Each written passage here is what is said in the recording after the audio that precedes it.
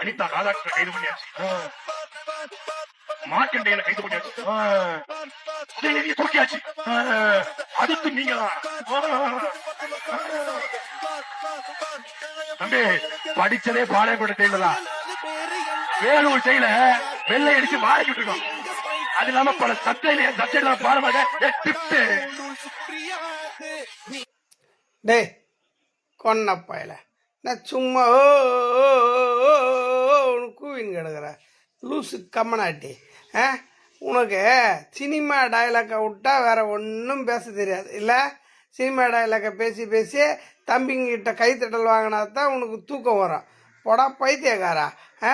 பேனா சிலை வைக்கிறேன்னு சொல்லி நடந்த போராட்டத்தில் முன்னாடி நின்று கோ கோ கோன்னு கத்தனை. அது எதிர்க்க தடிகள் வந்த உடனேயும் பார்த்து ஓடி போய் பின்னாடி ஒழிஞ்ச கேனப்பைய தானே நீ பயந்தாங்கொல்லி.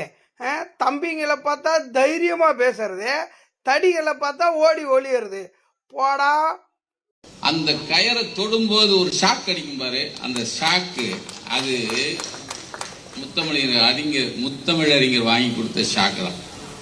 அவர் இல்லைன்னா போய் நின்று கோட்டோட போய் இப்படிலாம் இழுக்க முடியாது. டே குடிகார கோவாலு, எங்கடா காணன்னு பார்த்த வந்துட்டியா? என்னது கொடி ஏற்றும் போது கயிறை பிடிக்கும் போது ஷாக் அடிக்கும். அந்த ஷாக்கு கலைஞர் வாங்கி கொடுத்தாரா போராடி?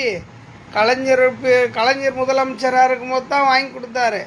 ஆனால் அது 1973 அரசியல் நிர்ணய சபை சேர்ந்த அனுமந்தையா தான் முன்னெடுத்தார்.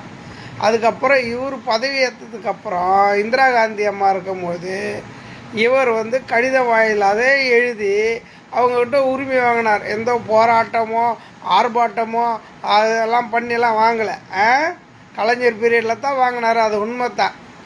ஆனால் கலைஞர் அந்த உரிமையை வாங்கி கொடுத்ததுக்கப்புறம் கலைஞர், எம்ஜி ராமச்சந்திரன் அவர்கள், அப்புறம் ஜெயலலிதா மேடமு, எடப்பாடி, அதுக்கப்புறம் இப்போ தான் மு.க. ஸ்டாலின், அதுக்கப்புறம் கடைசியாக தான் இப்போ தான் தளபதி விஜய் அவர்கள் ஏற்றியிருக்கிறாரு.